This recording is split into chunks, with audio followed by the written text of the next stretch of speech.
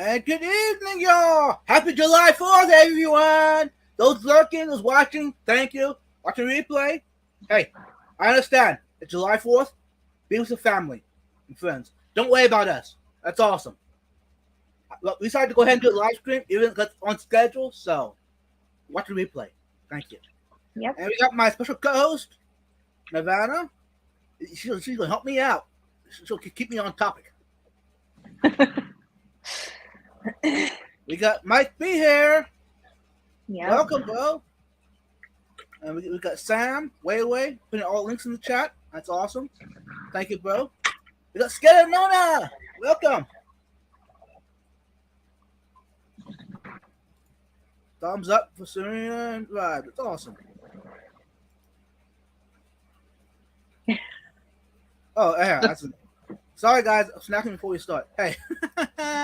It's okay. If I know Vibes, you have another 20 minutes to go. Hey. Yeah, Sam. That means you know me way too much. Welcome. Hey, Tommy.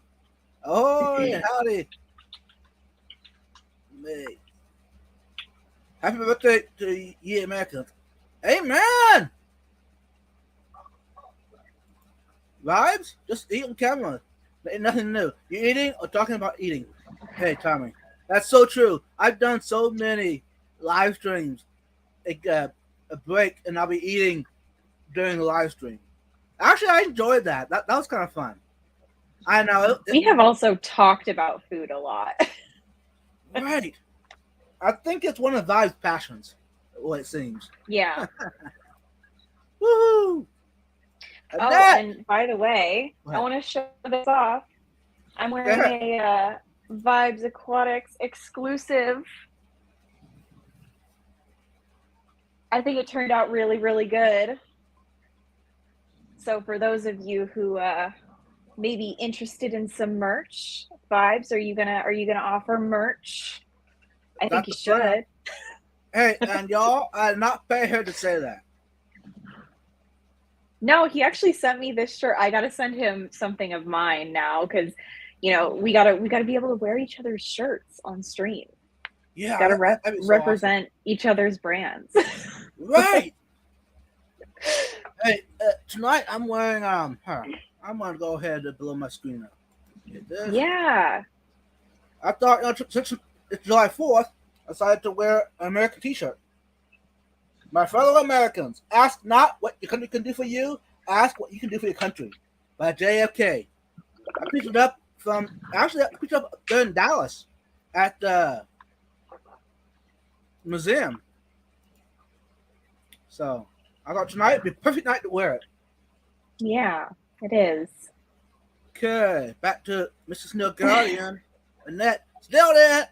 Hey, thanks, Annette. Hey, Amisa, it's good to see you. Or Amisa, I don't know how to pronounce your handle. Could you tell me how to pronounce it? Yeah, that'd be nice if you would. Annette, since you're here, a shout out to FishFam.link. Here's a table display. You put your picture on it. There's a QR code. Your name. That way, if you're at a convention or at Fat Swap or even at a local meeting, you can put it on the table and people can scan it. Say if you walk out for some reason, they can scan it, get all your info. And since we're talking about FishFam.link, y'all get your personal badge. I know. I need to get my badge. And since the reason I'm talking about it, y'all, Annette on Mrs. Snow Guardian is the one that put the stickers for the landlord. She's the one that did that. She did a great job. So if you ever meet her, give her a big hug. Tell her thank you for giving back to the community. She did a great job. Thanks, Annette.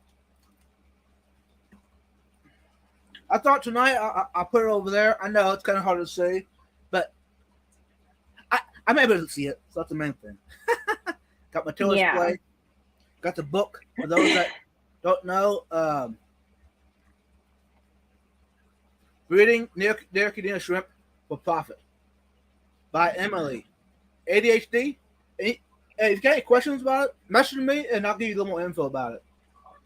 It's a great book to have. I recommend it. It's from a fellow fish tuber and a hobbyist, so that makes it special to me.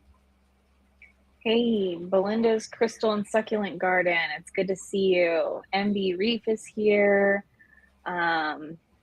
See, who else did I see? RH. Welcome, Robert. Good to see you again. Wanting barbecue. Yeah. Hey, Robert. Honestly, actually, not tonight. do you guys have Cadillac barbecue near you? It's a one location. Oh, it's one location? Okay. I wasn't sure if it was Uh-oh. a chain or not, but there's a place called Cadillac Barbecue that's here. And it's probably the best barbecue I've ever had. Ooh. Sounds like We're actually, yeah, we're actually planning on having Cadillac Barbecue for our wedding dinner. So, Ooh. yeah. Maybe I need to do a wedding crasher. I can taste it. It would be interesting if you did that because there's only going to be like 25 people there. It's like That only would be interesting. family. Hey, Sam. Guys, I miss your live streams from local restaurant, diner, and coffee shop. Hey, for those that missed that, put ones in the chat. If there's enough ones, I don't mind doing it. It just seemed like I thought you ought to enjoy it, so I stopped doing that. But if you want me to bring that back, doing pop-up live streams, local restaurants, diners, coffee shops, I'll do it. I'll bring it back. I enjoyed it. That sounds like a lot of fun. Yo, Vice March. Yep. Yeah. Hey, for those here, can you give me any info on where's the best place to sell the merch, a website or whatever? I've been doing on what's it called? The website. Teespring. Yeah, Teespring. I don't like the price of that. Yeah, unfortunately, most of the drop shipping places are pretty expensive. Yeah. I have not yet found a place where you can reasonably get merch drop shipped from. Yeah. I think the only like inexpensive way to do it would be to like order a bunch of shirts and then do the shipping yourself. But that means I'm gonna have to have a lot of merch sitting around. Yep, and it's expensive to get started. Yeah. And you always have a surplus of one size, and it's kind of a pain. I'm looking at making pins, like custom pins out of the sticker designs that I have. Yeah. Because like that would make a really cute pin, right? Yeah. Well, if I do like the enamel pins, they cost a fortune to have made. And then you have to buy like 100 or, you know, some of them have a minimum order quantity of like 350. So it's super expensive. Yeah. And then you have to sit on 350 pins for however long. Right. So I don't know. I'm looking at alternative ways of making them because I think that it would still be cool to have pins. I don't want people to have to spend, you know, $15 to get a pin when I want to make it more accessible. I want people to be able to enjoy them, you know? Hey, there's my PayPal. And also, that's my email. So, hey, if you want a t-shirt, email me. I don't mind sending you one. If you want to buy me, I mean, it's probably cheaper than putting it on Teespring. Those that want it. Email me, and I can definitely get your size because the guy who makes it is local to me. He's a phone call away or a text. Hey, bro, I need one tomorrow. It'll be ready. And the quality is nice. It's a soft shirt. It's actually very comfortable. So, you know, if you have sensory issues like I do, you'll be okay. Yeah. So. Oh, hey, we've got Stephen from Spain is in the chat. Or is it Stefan or Steven? I don't know. I don't know. Yeah, welcome, bro. I guess it's a bro. Yeah, probably. Good to see you. Did I miss I don't know. Spain Spanish is very different from Mexican Spanish, which is what I hear most often here in Texas. Right. And baby, I'm going on to the chat. Hey, Dee's Finden is here. I don't want to miss anyone. Yeah. Yeah, hey, there's my Teespring store, but hey, y'all, I'm not a fan of it. I mean, if you want to spend money there, it's up to you, but I'm not a fan. Even what I put up there so far, it's horrible. That's my opinion. That's bad. Yeah. But I would say just, special order would be your right, best option, I yep. think. Tell me a place and time for barbecue. Hopefully somewhere local. Hey, Robert. Oh, maybe you're gone. We did one about 2 weeks ago. A barbecue meetup at Southside, but it was just me and Mark that showed up there. I mean, we had a good time. We actually ordered a salad. I know, for a barbecue joint, we ordered a salad, but it was a smoked turkey. The topping, it was good. Yeah, get your badge at fishround.link, y'all. Hey, Belinda, welcome. I haven't seen you in a while. How you doing? Oh, Craig's Catfish Cave, I see in the chat. Atkins Nature Aquarium. It's good to see Wow, you. everybody's Yeah, here. everybody's showing up. Actually, Ian is having hamburgers tonight. I told him to save me one. Yeah, there you go, y'all. Emily's ADHD, a YouTube merch, and you can get a book reading Nicodina Shrimp with Buffett on Amazon, and it's very reasonable. You know, To the barbecue thing. oh yeah, oh yeah. Come on, let's make it a big fish fam meetup. That'd be awesome. One. Uh, hey Sam, it don't look like anybody's really enthused about that. Eating at restaurant and dining on coffee shop doing a live stream. Now I guess if we get more, hey, if I get more people messaging me, I'm going to do it. Start it up again, doing pop ups. Yeah. Fishon.link, welcome.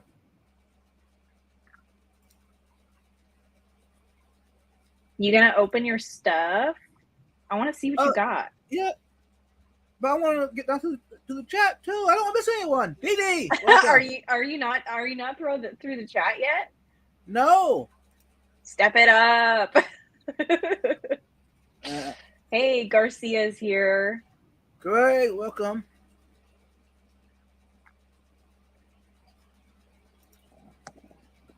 Woo woo! What up, vibes in Nirvana? Welcome in.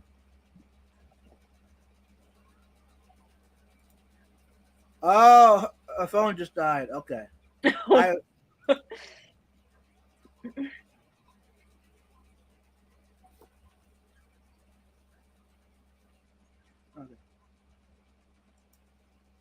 Garcia, bang bang boom. Hey Garcia, are you doing a live stream? A pop up with fireworks.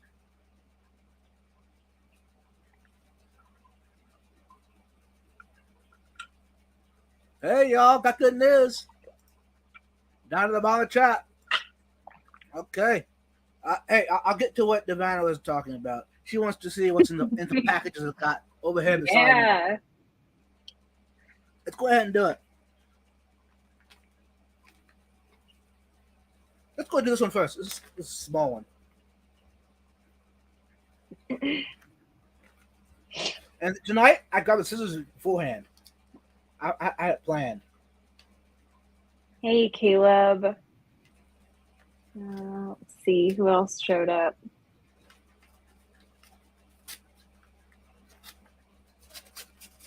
I don't think I missed anyone. I told you in the past. Happy 4th to you too, Caleb. Yeah, happy 4th, Caleb. I saw him this morning on the live stream. That was awesome. And for those that don't know, I try to keep all packages, save them until a live stream. Do it on a live stream. Now, before I do that, I make sure that it's not. Whoever sends it to me, you better let me know it's alive. Otherwise, the animal could be dead till I open it. Yeah, that wouldn't be good. But so far, I haven't had any issues.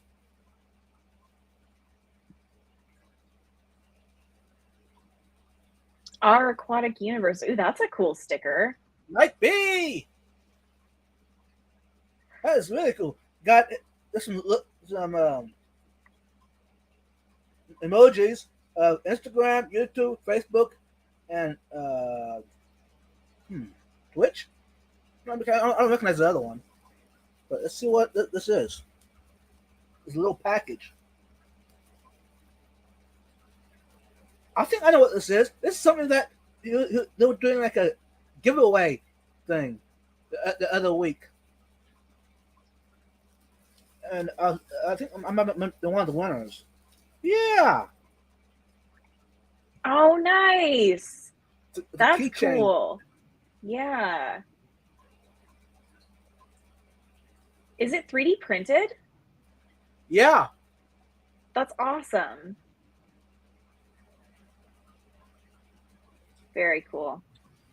Hey, Mike B, if you're here, if you're watching, thank you, bro. Thanks for the keychain and for the sticker. You rock. Keep it up. Yeah. Someday, I want to meet you in person. I don't know how you do it. What? I don't know how you do the waiting to open your packages until a live stream. Patience. Yeah, I don't have that patience. Thanks, Mike B, for that.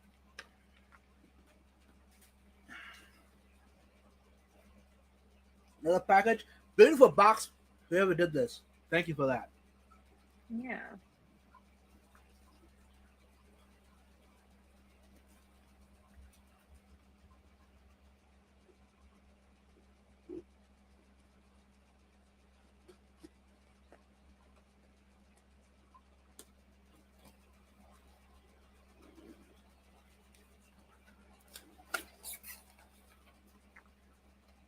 I see another sticker. Oh, that's awesome.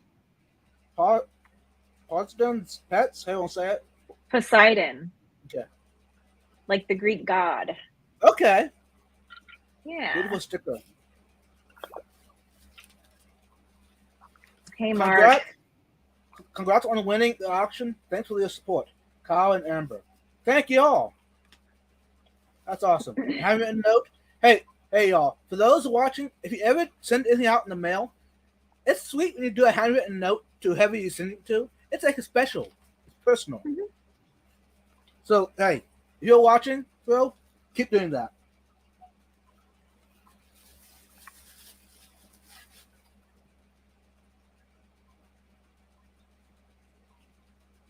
Now that, I don't know what that is yet. Hey, I'm going to do this. Oh, maybe people will sit better. There we go. Yeah, there you go. This little black green here, I don't know what it is. We might find out in a bit.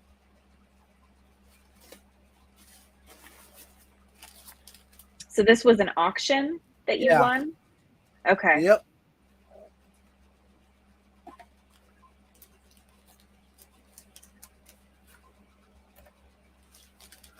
So you all seeing it just as soon as I am. So if I'm surprised, that means it's going to be exciting. Woo! That looks like plants. Yeah, plants. Hey, I'm going to check it out. And I'll open it in a bit. But it's kind of... Yeah.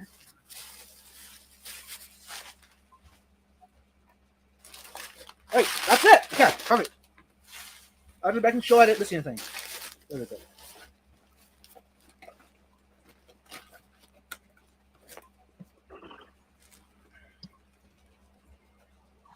Johnny from Dan's Fish says that they have an import coming in on Monday night that they're going to do an unboxing of, looks like.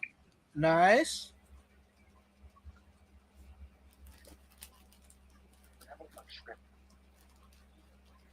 It's a holiday, honey. They're probably sitting in a USPS somewhere.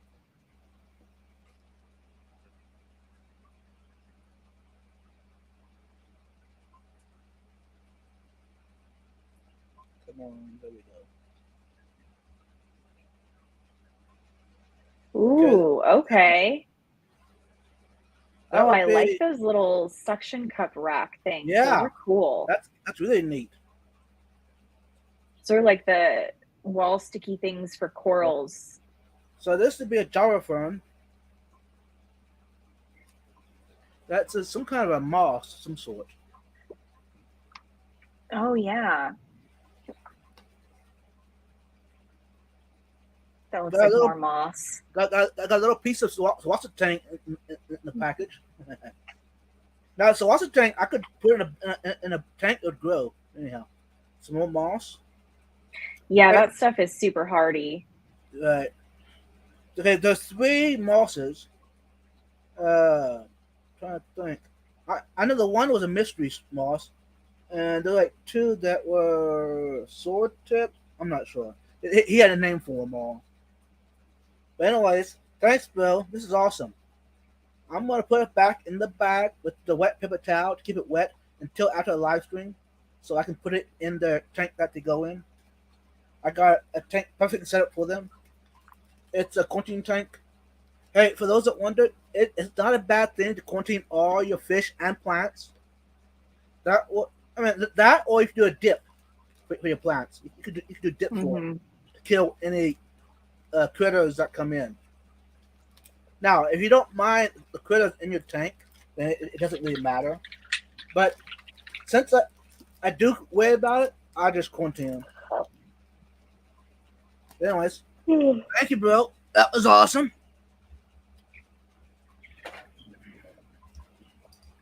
Okay, back to the live stream.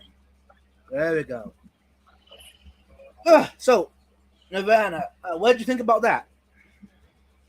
That's super cool. I'm interested to see what kind of moss you get or you got because so the fluffy stuff looked like Christmas moss to me, but Okay, it was really dense. So I don't know if it right. is or not. I'm not Um, sure. the other one I have not seen before. Right. So figure out what that one is, and I'd Yeah. love to know. Actually, hey, let's see.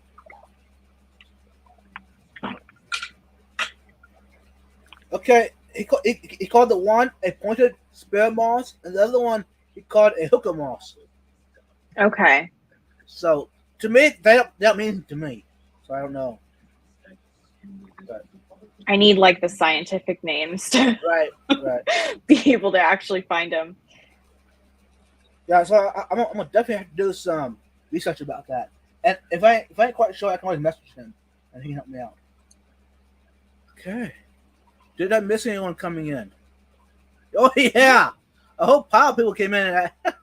Yeah. Wow. I've been saying hi to them, since you haven't been caught up in chat. Wow. Hey, I'm sorry y'all for not welcoming you, but like you can see, I was unboxing stuff, so I was busy.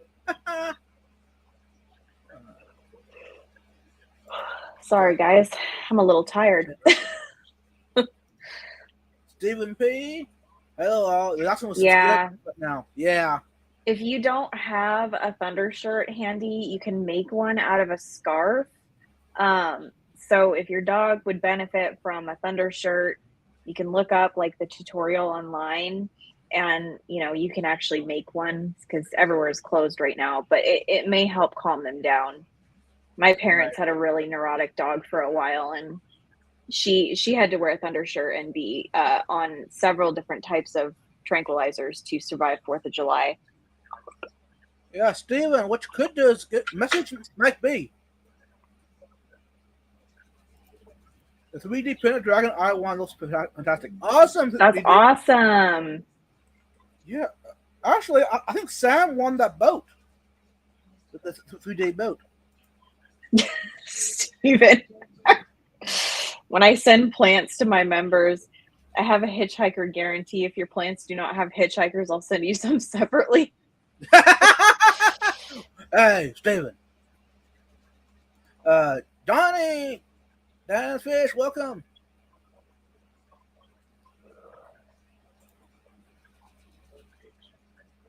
I don't either. I get a package, I gotta open it right there.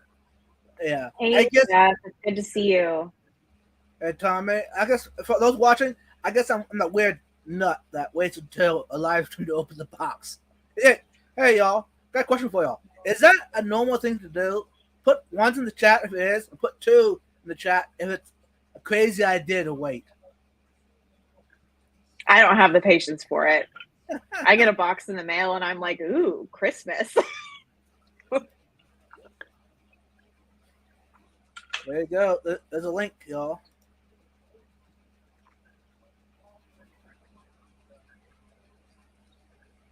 Oh, the Zen Ginger just popped in the chat. Hey, Zen! Long time no see. How you doing? Yeah. Is that one of Kyle's 3D printed feeding trays? I don't know. You gotta ask. Yeah, It looks like a little 3D printed thingy. Something. That's interesting. If you make it might not have input coming in. Now that's exciting.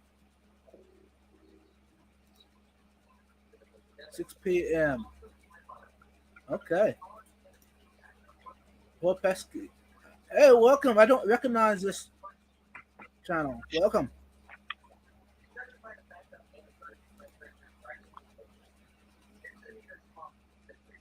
Nice.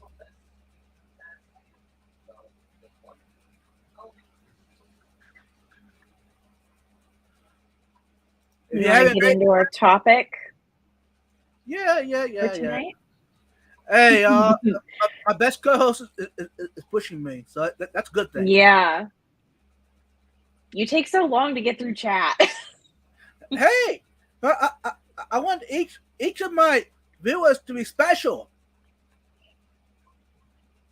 Hey, Jeff Kane, welcome. Oh, hey, Johnny, thank you. There we go. Zen Ginger. Okay. All right. Hey, yo.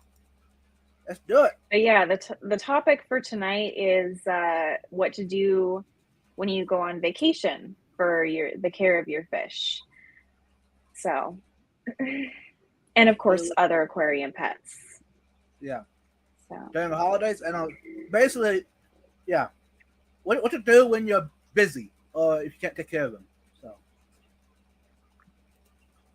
So what? Thank you, Jeff. Yeah, she's awesome. That's why I'm blessed to have her as a co-host. Yeah, so I think a lot of people think that they need to feed their fish while they're on vacation. That's not necessarily true. It kind of depends on the species, because there are some species you don't want to leave for too long without food. Pufferfish would be one. Anything that is like super carnivorous and has the potential to eat other fish if they are not fed. But in that case, if you have somebody taking care of your fish, I would highly recommend portioning out their food by the day.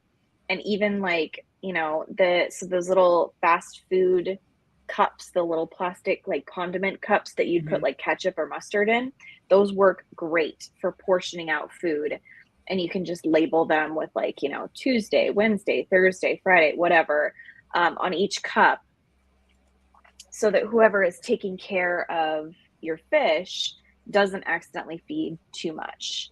And if you've got like super sensitive species that need super clean water, then I would look into, I would either do a really large water change and put a lid on it, as long as it's not going to get too hot, to prevent evaporation, or look into an auto top off system if you don't have a lid on your aquarium, just to keep that water consistent. Because if you're topping off your tank every 3 days and then you leave for a week, you're going to come back and it's going to be evaporated a bunch, and that water is going to be pretty concentrated in whatever nutrients might be present. So if you've got a fish that's super sensitive to nitrates, probably not a great idea. If you've got a fish that needs a lower pH, that pH might start to climb if you've got, the minerals getting concentrated in that water.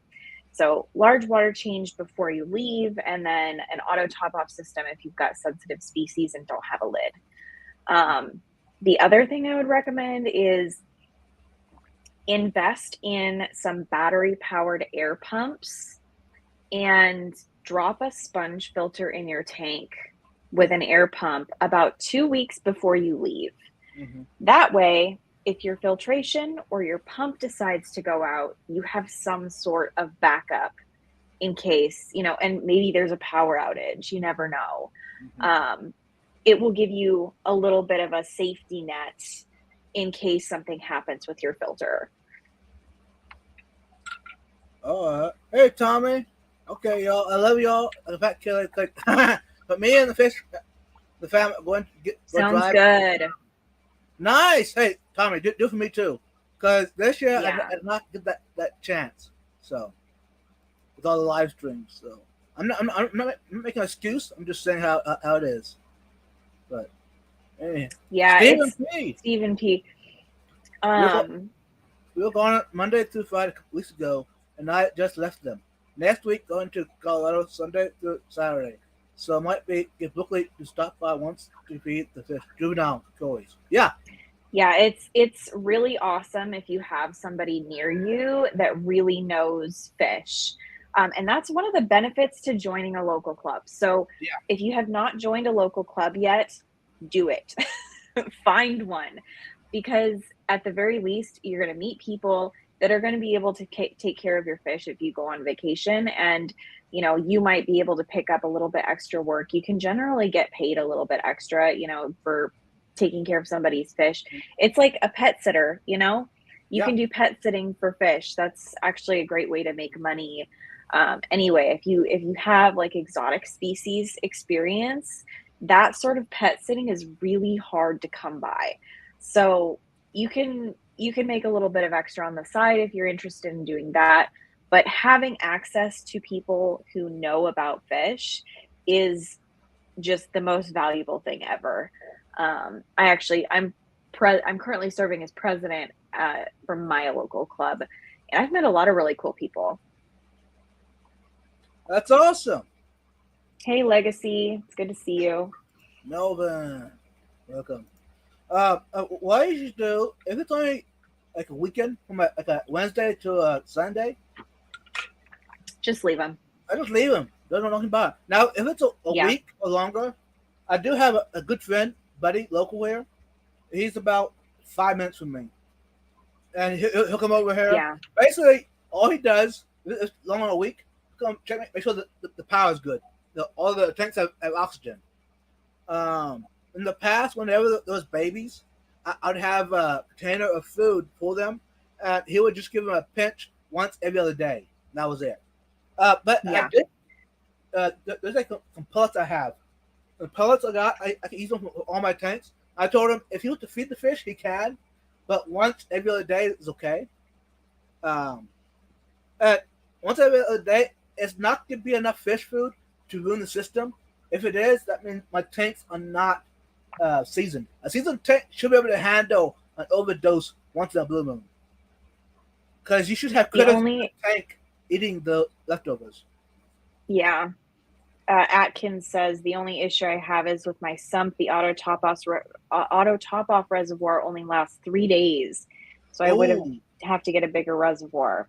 Yeah. So if you need a bigger reservoir and you don't have access to one, run your auto top off pump out of. You can even run it outside of your sump if you would like, but keep a Rubbermaid tub around, like one of those 15-gallon tote bins, and use that as your top off reservoir when you leave for longer than a few days.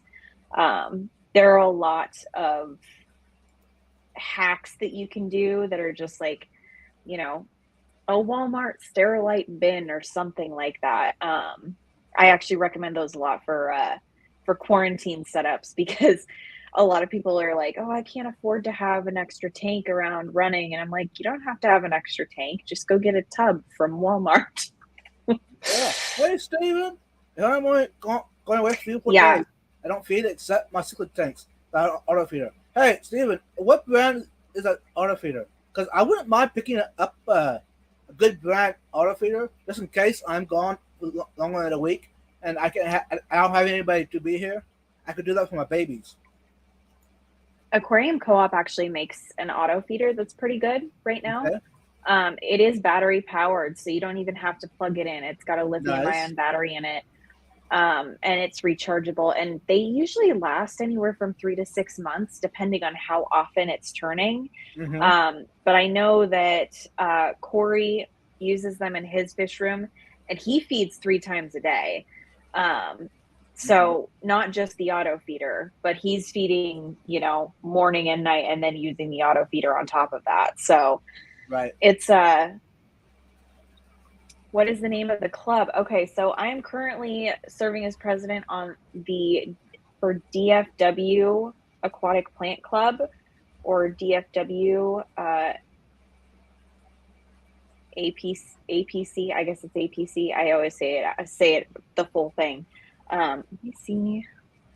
I'm gonna go get my little membership card to show you guys. Okay. All right. Zen Ginger. Oh yeah, that's what I'm concerned about getting. Oh, See what was the salter cause and it mostly was so are much more sensitive than fish things. what Yeah, did you do with Zen, my purse? true. Um,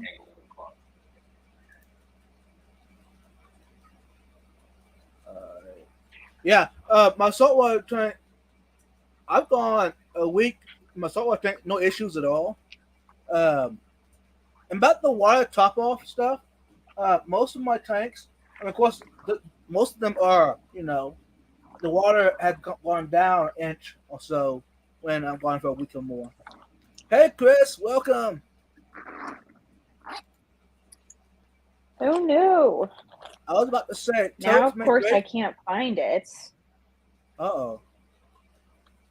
That's Yeah, not good. Mister. Totes make great veggie tanks. Personal 40-gallon bucket fill. Save all the fish in totes. Yeah, actually, talking about totes, I used totes in the past. I try to keep some of my storage for quarantine tanks, hospital tanks, emergency tanks. It's awesome. Yeah. And Sorry about that, guys. you're good. No, no problem. So, is Let's my do little this. There we go. badge. So, Wow, that's fancy. I actually DFW make Product these. Club. So, and it's super easy. I make these with a label maker. So, Nice. yeah. But if you see this logo on social media, Yeah. we also have a link tree. I'll just put that in the chat right now. I might need to talk to you more about that. About that membership thing. Because in my club, it'd be nice if we had something like that. You know, actually, Yeah. yeah. So essentially what I did was I made a bunch of business cards, Mm-hmm. and I bought a so if anybody's interested in joining the club, you can sign up to become a member through the link tree. There's a link at the very top. You just fill out the form and send it in, and then we'll get you on the email list, and then we'll notify you for the next meeting. Um, How and is it means monthly or? so we meet 6 times a year, so Okay. roughly every. We Mm-hmm. do also have a Discord, and you can join the Discord and the Facebook group if you don't want to physically come to the meetings. You're still welcome to join the community. But essentially, this membership card is a business card that I had printed, and then I used just a label maker to make the little names. And then this is a separate sticker that indicates the year. So if you're a current member, you will have a sticker that says the current year. Good. So is there a lifetime option? So it's the dues fee is Mm-hmm. $30 a year as of right now. We may be revisiting that later on. I don't know. Yeah. The club is kind of in a little bit of a transitional phase right now. I ended up hopping in in February of this year, and they basically immediately were like, "Do you want to be in leadership? Oh, you do? Here's the president role." Ah, Because nobody else wanted to do it. So yeah, I'm pretty good at admin stuff. awesome. No, I actually feel you because the club here I'm a part of, I'm actually on the board. Uh, and yeah, it's probably January when we got put in, and the whole thing was a mess, and we're still working it out. It's sad. It's like over COVID, a lot of clubs got messed up over COVID thing, Hmm. and yeah, all Yeah, and clubs. that's kind of what happened to our club too. So we're trying right now. We're meeting every month at some sort of coffee shop or meet up somewhere, just to hang out.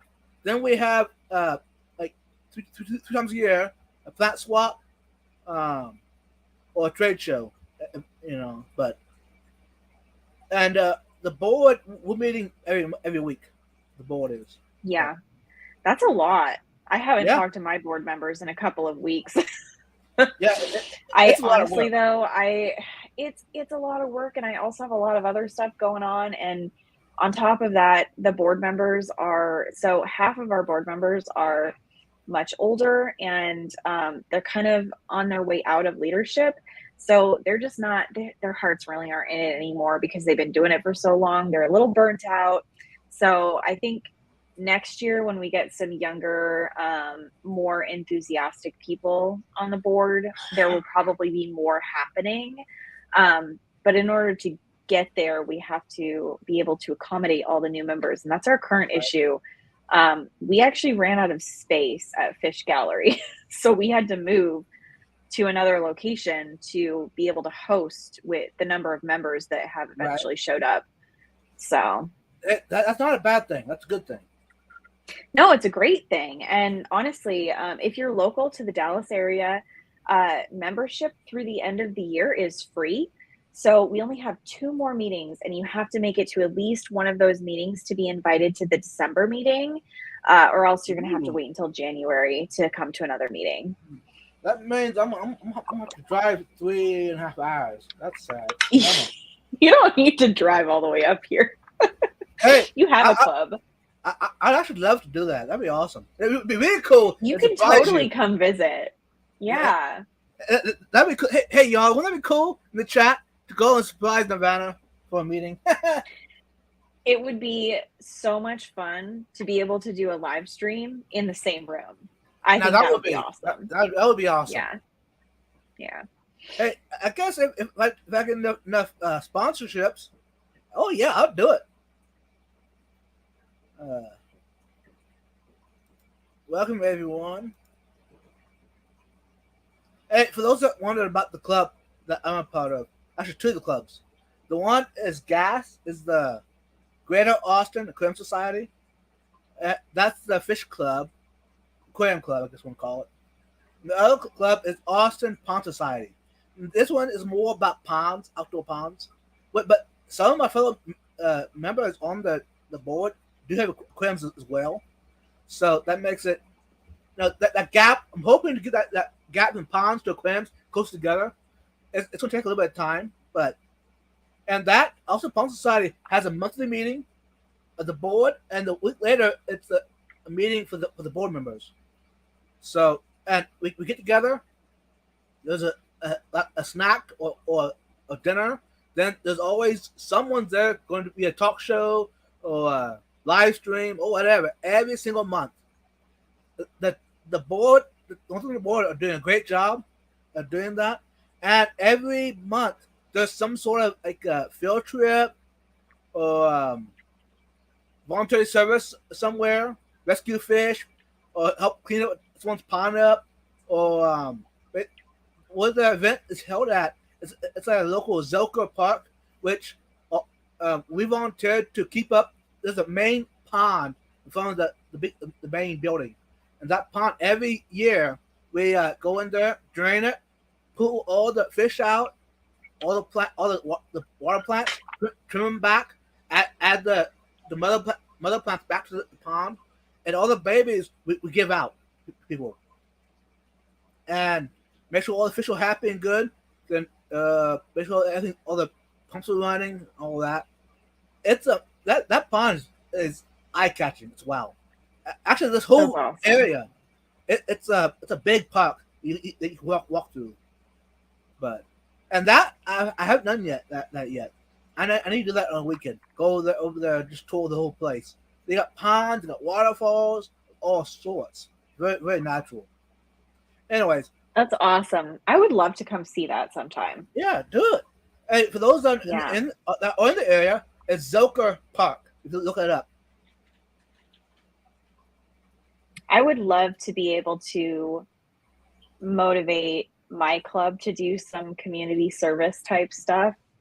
Um, I think I'm a while before I can convince people to start doing that. But like, for example, there's a really nice walking trail that's outside my apartment complex, and um, unfortunately, because there's three overpasses over the trail, and there's a ravine with a waterway, there's a lot of trash that ends up in that area. And I would really like to get a group of people together and clean up the ravine and the waterway.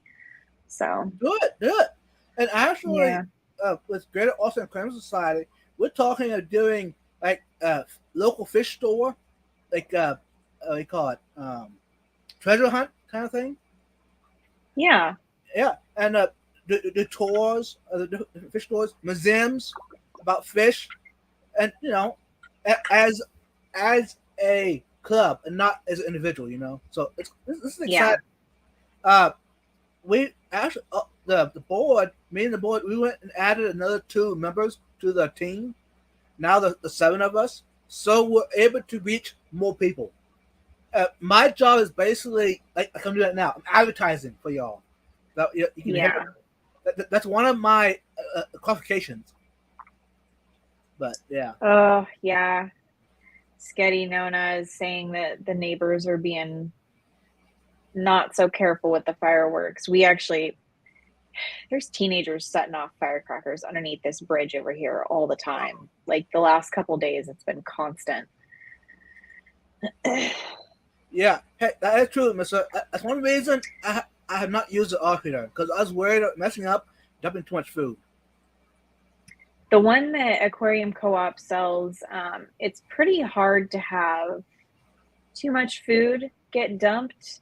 But there is one, I don't remember what brand it is. It might be Sarah. But it's a dial.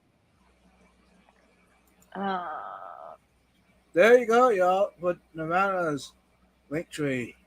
Check it out. I mean, literally, check it out. Oh, it's called Animate auto feeder. I don't know if can I here. Share screen. Let's do it. There we go. You ready? Yep. Okay. So this style of auto feeder, it's got little portions in it. And I do know that this one is more likely to get the food to get stuck, but it's not going to overfeed. It's probably going to underfeed. Like it's going to get stuck inside the chamber and not like fall into the tank. Right. But it has like this little dial, and it essentially functions like a clock. So it's Cool. very, very simple mechanism. Oh, thank you. Why are we always yelling for the link? But yeah, it's basically you set up the timer with these little pins, and Yeah. since it operates like a clock, it's not going to overdose. So if you're afraid of like the tumbler style, like the one that Co-op sells, Right. this might be a better option for you. So looks like it's in stock, on sale for $24.95. I don't know if this is even the real price. I feel like they just do this to get you to buy it because it looks like a good deal. But anyway, that's a good option if you're not there you go. If you're not into the tumbler style. I definitely check that out if I ever go with that route. Thank you. Yeah, I do think that the Co-op one is nice because the tumbler style, it has like here, let me just compare. do a little advertising Oh yeah, why not? here. I have to log out so that you can't see my employee discount. What? Come on. Not allowed. Yeah, no, it's all good. You ready? Yep. All right, let's look up auto feeder. So if you look at the tumbler, you see that's got this little like gate here. You can slide that gate open or closed.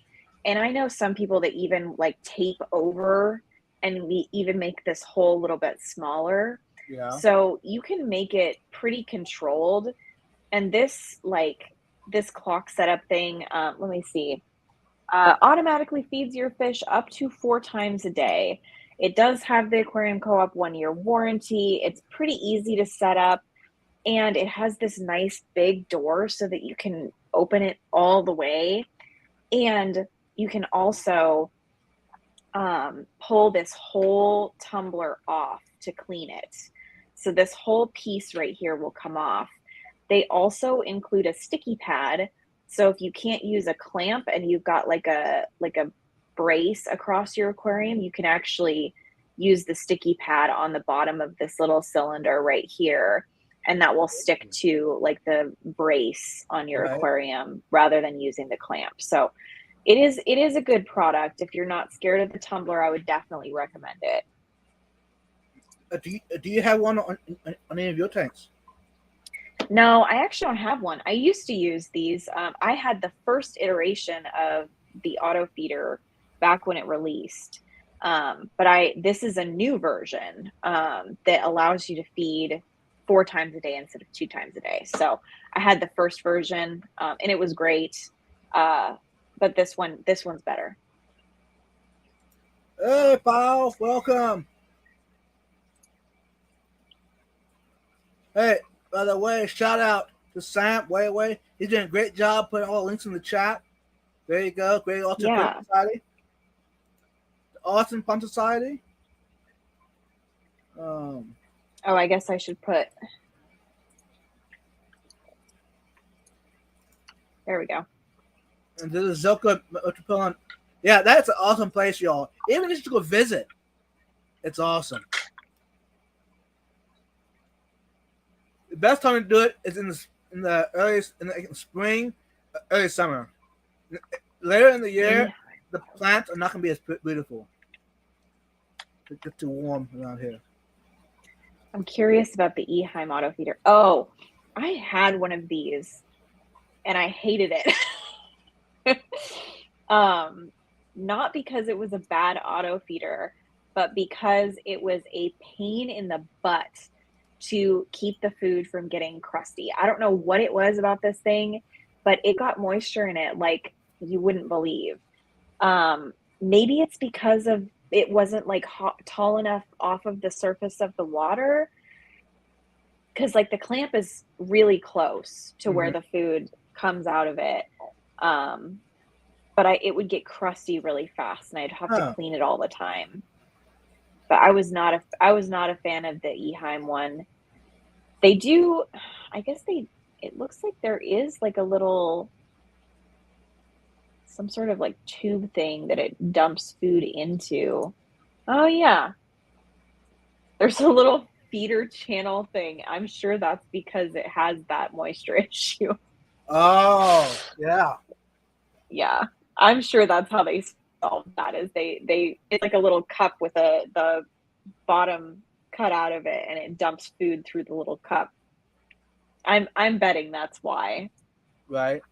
But yeah, lots of options for auto feeders. A lot of them are really great. I hated my Eheim, but you might not. It's totally different experiences.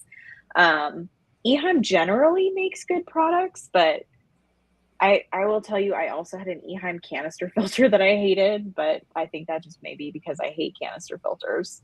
Uh-oh. Hey. I don't like my Owaze canister either. Yeah. Actually, I'm on the same boat with you, the Owaze canister. Yeah. which is sad. Yep. I mean, it's a great brand. It just anyways, that's beside the point. Hey, just a reminder, everyone: if you're doing fireworks, be safe. Be very safe. Yeah, and if you're in a drought-prone or like hot area, just be extra careful. We don't need any more wildfires here. No. Half of the U.S. is on fire by August. We don't need any more of that. And if you have a fire hose close by, fire extinguisher, water hose, do it. Have it available. Hey, Jess! Quiet Morning Show! Hi, y'all. Okay, Amisa, yes. So I have the Oase Biomaster 350. And it's the thermo version with the internal. It's like a super expensive, supposed to be super nice canister filter, right? It sucks air all the time, and it has to be cleaned. The pre-filter has to be cleaned like once a week, or it slows down an insane amount. So there was a mishap with Amazon. For some reason, I got refunded for it. I didn't start a refund process. I didn't contact them or anything, but they gave me my money back for it, and I don't know why. So I didn't pay for it. And I still don't like it. Like, I honestly, it's on my 37 in the closet now. And it's just basically running that with all of my like cold live bearers and shrimp. And I have to admit, even with it in the closet where I can't hear it purging air all the time, like every time I'm in there, it purges air, and it's really annoying. Huh. I don't know. I'm kind of a big fan of the Fluval canisters, the FX series. Now, those will purge, is it once a day? Twice a day? Once a day, maybe. They have a purging cycle that they do, though, right? Yeah. Every 12 hours, maybe? I'm not sure.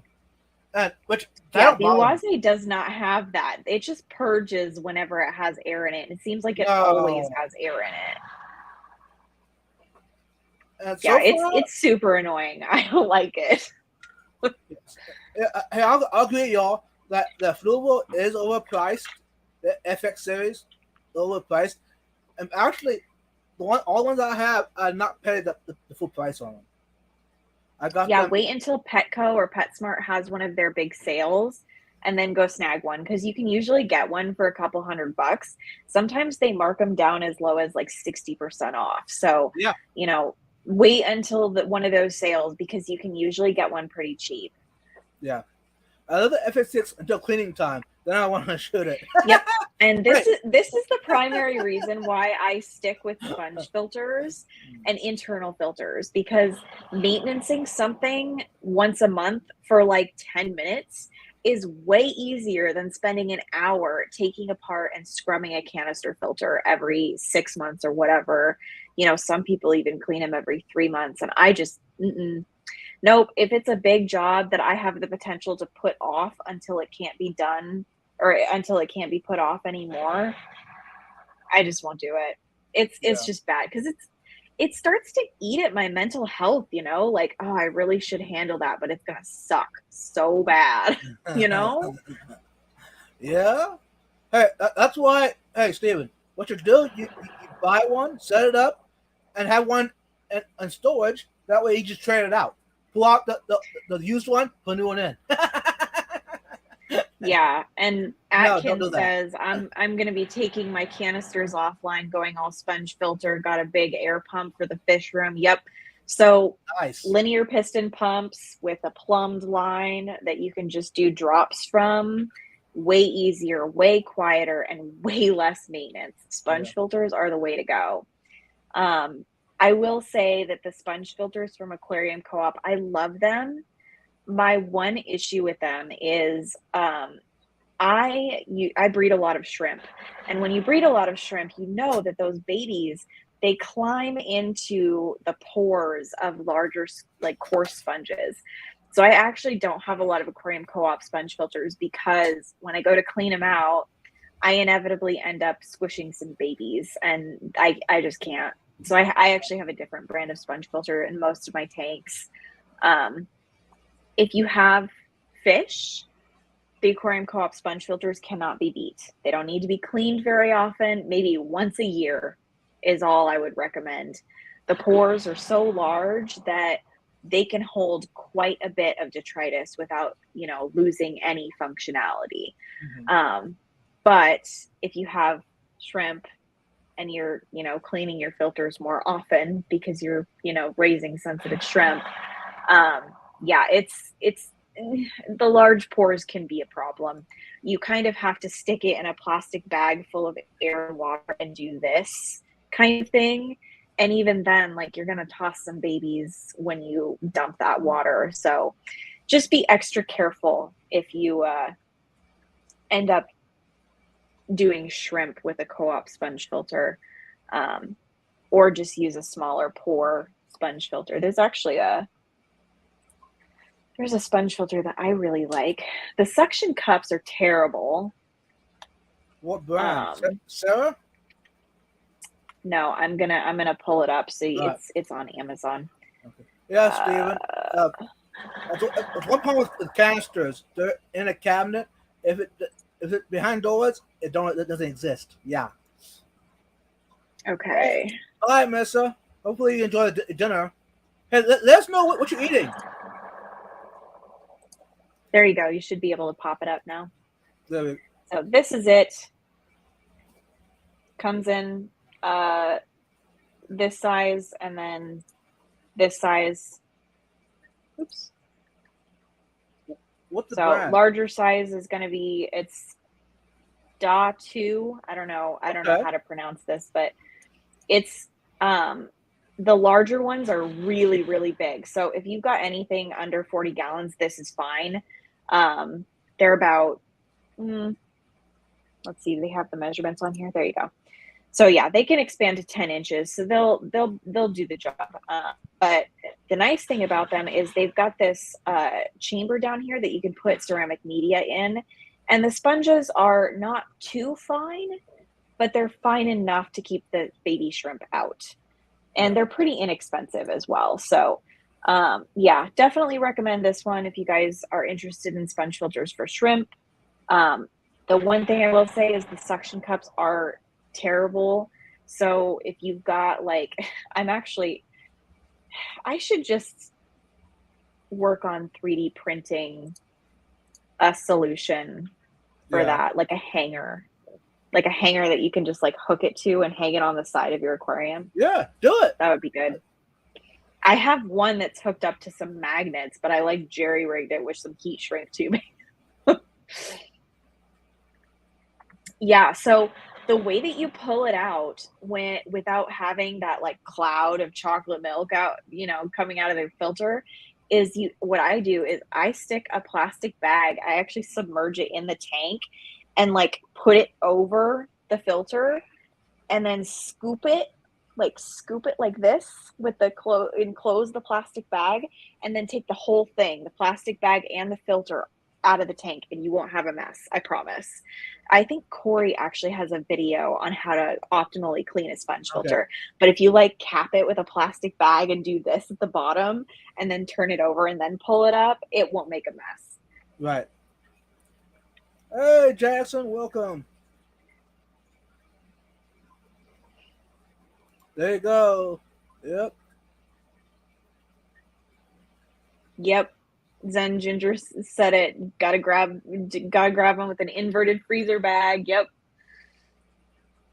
I honestly, the sponge filters that the Co-op sells solve most of the issues that I have with sponge filters, except for the pore size of the sponge.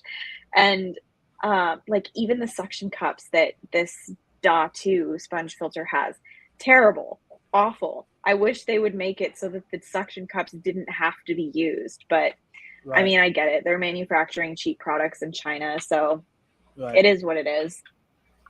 I tried that, Zen. I don't think to do it half the time. I just do it and then reflect on my decision. Right. Hey. Yeah. That's so true in the hobby. There's so many things I actually do personally. I do the same thing, and I think, whoops. Hey Oh guys, God, there have been so many times that I do something with my aquariums that I'm like, I tell people not to do this all the time. right? Yeah. And like I should know better too. Do as I say and not as I do. Yeah. Like overfeeding. I overfeed all of my tanks. I'm really lazy about feeding. So I feed once a day and I feed enough for everybody and then some. So I tend to have a lot of phosphates. So I use phosphate pads to cheat and not have high phosphate levels. Right. Yeah, the reason that less comes out of other sponges is because with the co-op sponge, the pores are so large that the only thing keeping that detritus in is the water flow. And the minute you disturb that, it's all going everywhere. But like my sponge filters, the finer pored ones, they actually do release a little bit because they're not so fine. Like some of the sponge filters on Amazon and stuff are so fine that like they clog in a month. But I haven't cleaned mine in over 6 months, and they're generally okay for like as far as flow goes. Right. But yeah, it's the detritus cloud is definitely not the most pleasant thing. Right. The shrimp love it. They get to dig around in it. No, yeah, the sponges are the best Yeah. decoration out there. The reason I don't use it on my big tanks, because I want the extra room for the tank. Yeah, And they can be hard to hide. And Yeah. that's why hang on the back filters are great too. I use a couple of different hang on the back filters. I have had are they titles? I have to look. The Seacom C-Shade brand. Yeah, the title. So the title filters, the Seachem title filters are great hang on the back filters. There's a skimmer on top, which is super nice. I used to recommend the Fluval Aqua Clear, but Fluval bought Aqua Clear from the brand that originally owned it, and they ruined it. I have had 2 Aqua Clears fail on me and nearly catch on fire. So I have to admit, if you're going for reliable equipment, I can no longer recommend the Aqua Clear filters because it's not a coincidence that I have had 2 fail in a row. By the way, this is not like isolated incidents every couple of years. This was 2 within the span of like 3 months of each other. And I reached out to Fluval to see if they would warranty them. No response from their customer service. None. So they obviously don't care. Nope. No, I actually had 4 of them. I had the 110s, and I changed them all out, either canisters or to the title. Yeah. Yeah, if you've got larger tanks, the title is the way to go. I also really like internal filters.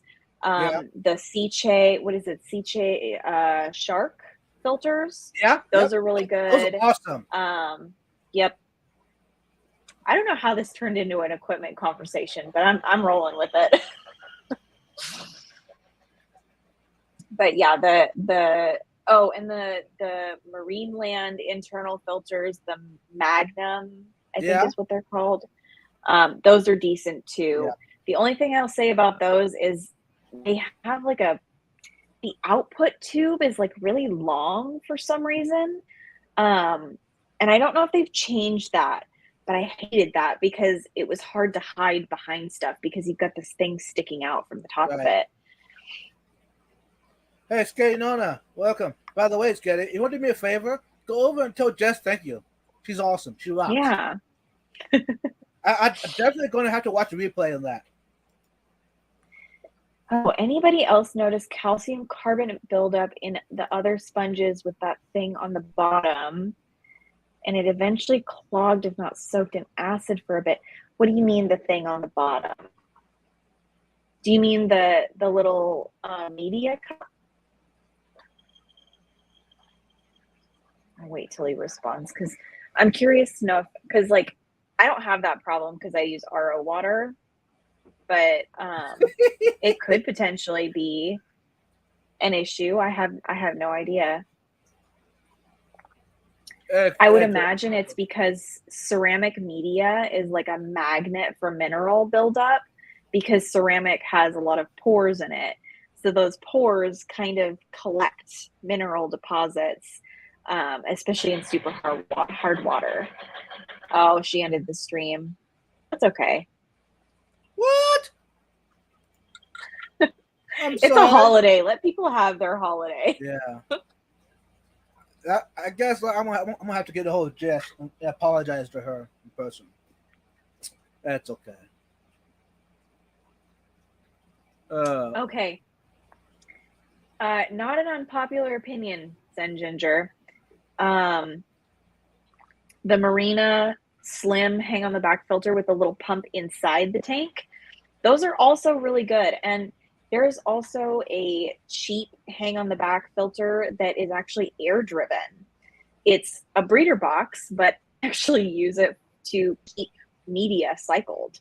So I hang that on the back of my 37 and I keep a whole bunch of ceramic media in there and just cycle water through it slowly to keep the bacteria alive. And every time, oh, she's still on. Okay. Sketty's just said that she's still on if you want to. I don't know what your plan is there. She's threatening you. Do I need to let you go so you can hop in there? No. We're good. Okay, so the air connects to it. There's like a plastic air stone at the bottom of the. Oh, interesting. I have not had that problem with the green sponge filters that I've been using. I know what you're talking about.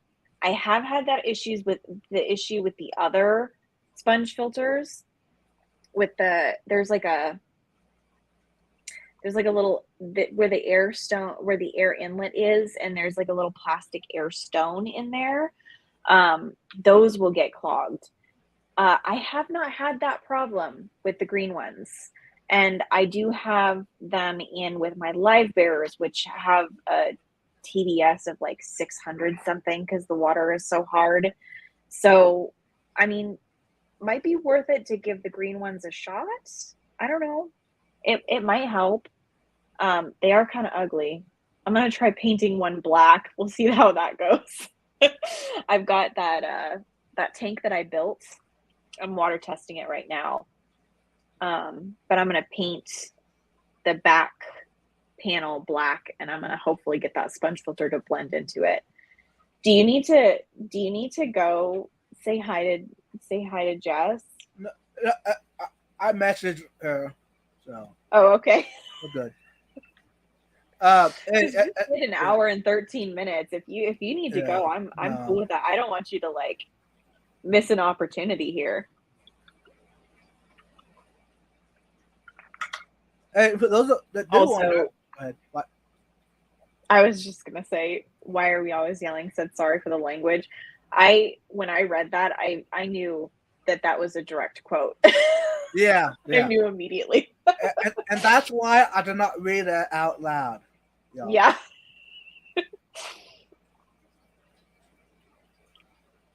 I might go swing over there after the live stream, but no, it's okay. So, Atkins, if you've got crushed coral, you can actually put the crushed coral in the little cup of the filter. It's really useful. That's what I use in my live bearer tank. I just put crushed coral in the cups. So, and that becomes the media that I use. So, might be a good one to give a try. Yeah. So, other pets in the hobby, like say for instance, snakes, reptiles, lizards, frogs, are those going to be okay longer than a week? Most reptiles and amphibians will be totally fine. You can also use like, what are they called? Roly-poly things. Isopods. That's the word I'm looking for. You can use isopods to kind of passively feed. You can release some of them into your terrarium or whatever, and they'll pick through those and hunt them over the course of that week.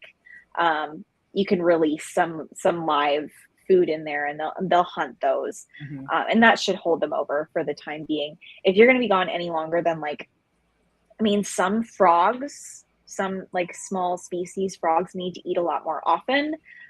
So that might be a situation where you consider hiring like a pet sitter. Mm-hmm. But as far as I know, like snakes, not really a big deal.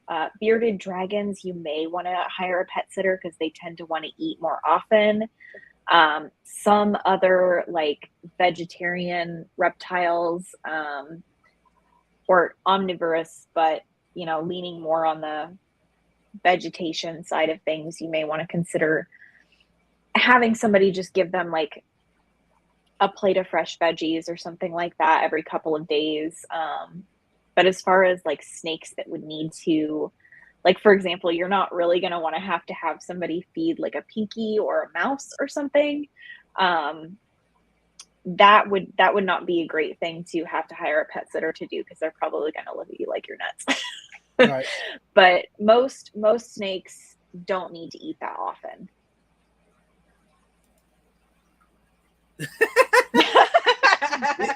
Good. Let's see. Yeah. Yeah. I actually love isopods, but my fiance is not a super big fan of bugs, so. Right. There is a snake that I want so badly, but it's super expensive. I'm gonna show you because it's beautiful. It's in my search history because I've looked at it so many times. I'm just gonna show you a random photo that I found online.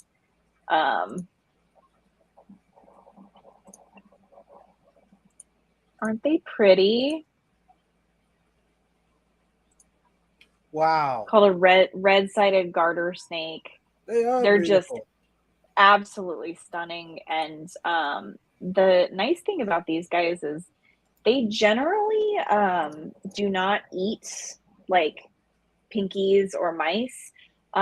You can feed them things like fish and insects and stuff like that. Their diet doesn't need to be rodents. In fact, it's actually preferred that they don't eat rodents all the time. So great species if you're not a fan of feeding rodents. They're Right. just pretty expensive if you get them captive bred, which I don't do wild caught reptiles. They just don't do well in captivity if they're wild caught. Actually, I don't have any. I don't have any reptiles. Really? Yeah, and they're probably going. It's probably going to stay that way too. Yeah. I'm not a fan of reptiles can be hard. Yeah, there's a lot of exotic pets that. They're kind of a fascination for me. I love snakes. Like, snakes are one of the things that I have always personally wanted to own. I've only ever had one snake, and it was by accident. I was looking after a friend's ball python for what was supposed to be a few weeks while they found a new place. And then they just ghosted me, and I ended up with the snake that I did not really have the space for. So I kept him for maybe 6 months. And then eventually I was like, okay, I can't continue to keep this snake because he was not very tame. Right. And an adult ball python can do a lot of damage if they bite you. Yep. Yeah, Atkins, you're absolutely correct. Save the wild caught ones for the breeders. Hobbyists should focus on getting captive bred. Yep, I 100% agree with that. I don't ever plan to breed reptiles. I may breed frogs. Frogs sound like a fun thing to do a breeding project on, and they're fairly easy as far as, I know, especially like dart frogs. I could totally breed dart frogs, but especially with like the California red-sided garter, they are not...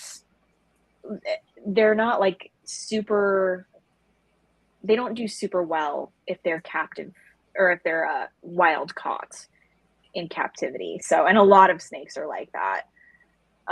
Legacy, you don't like snakes. I understand not everybody likes snakes. I love most animals. I actually love bugs too. So. Oh, okay. Do you have any in tanks, aquariums? No. Oh, come on. No. Um, Newts. Oh, that's an interesting one. Yeah. I would also love to keep newts. Newts and salamanders are super interesting. Um, but yeah, that's awesome. But yeah, I don't have any bugs because James is not a huge fan. I used to have a mantis. I had a Chinese Yeah. mantis that I ended up with.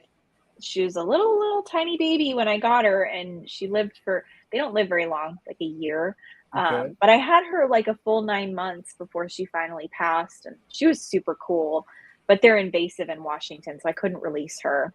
Right. Um, yeah, and I didn't have it in me I didn't have it in me to kill her. No. Yeah. You're supposed Oh, to kill invasive species, but right. I couldn't do it. Oh no. So Yeah, I actually have plenty of reptiles and stuff outside around the ponds, so that's good. That's good yeah, enough. we have tons of reptiles here in Texas, and even in the North Dallas area, we have a ton of them.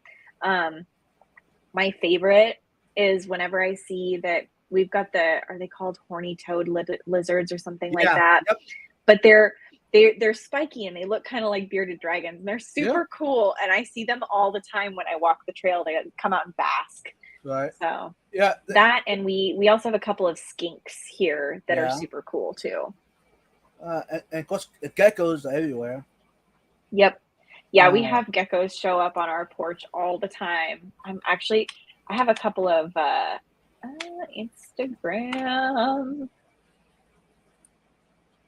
yeah. That's I'm wow. gonna I've been watching. There's some frogs that are coming out a lot more around the pond. There's these small ones. I need to yeah. do research about it and see what they are. There's brown ones, there's green ones, there's black ones. There's a variety of them. I've been noticing the last while. Yeah, I love the frogs. Oh, here we go. Yeah, so these are super cool. I say it's a smooth green snake, but I'm looking at it now and it looks more like a rough green snake. Okay. Um, but these guys are native and they're super cool, very docile. I didn't pick it up because I don't usually touch wild snakes. They're very easily stressed. Let's see, there was another photo of a snake on here that Woo! I All kind of saw. pictures. I Wow. know if you guys Fun. don't follow me on Instagram, you should. I post a lot of cool stuff. I think A I've gone lot of past stuff. it. That's awesome. Yeah, I've had this Instagram for a really long time. Was it in the post with the green snake? Nope. There was a snake that I found that was I can't remember if it was um I think it might have been a brown snake, but I'm not sure. This is the tank that I just built. Yeah, I Um saw that today. That was awesome. yeah, oh my god. Okay, so building that tank was super anxiety inducing because I was not expecting that ASI silicone to cure so fast. It has like a 10-minute working time, and that's it. That's all you get. So Wow. the silicone, like the seals on the inside, Yeah. it had started to cure by the time I did the internal bead. Right. So it looks like shit. It looks terrible. um but it was a good experience. I'm hoping that it holds because I'm still going to use it. Eventually, I'll take it apart, but that silicone is so strong. I was having trouble trimming it, like trimming Nice. the edges Yeah. of it. It was so tough. And so now I'm like, convinced that this ASI silicone is the best for building tanks. If you're interested, I'll pop the link in the chat. Yeah. Do that. There it is. Nice, Ing. Yeah. Get cats to do that. Get reptiles, amphibians. Do it. Do it natural. Okay. There is the Amazon link for the ASI brand silicone, and it's ASI. I'm just gonna spell that out in case people need.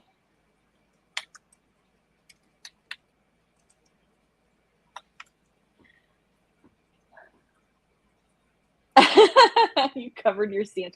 Yeah, so really the toughest part about doing any tank build is the taping beforehand, because if you screw up on the tape, it looks just awful. And I think next time what I'm going to end up doing is I will probably tape like the outside glass as well as the inside, and then I will trim with a razor blade when I'm done, when it's all done curing.